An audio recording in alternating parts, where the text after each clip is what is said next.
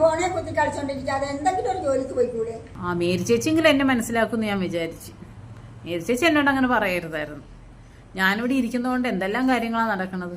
കഴിഞ്ഞ ദിവസം മേടിച്ചു വെച്ച പഴം ഇന്ന് ചെയ്യും, നാളെ ചെയ്യും, മറ്റേനാളും ചെയ്യും എന്നും പറഞ്ഞിരുന്നിട്ട് ആരെങ്കിലും തിരിഞ്ഞു നോക്കിയാൽ അത് മുഴുവനും കഴിച്ചു തീർത്തത് ഞാനാണ്. മേരി ചേച്ചി കാല് വേദനിച്ചപ്പം എണ്ണ എടുത്തു തന്നത് ആരാ? ഈ ഞാൻ.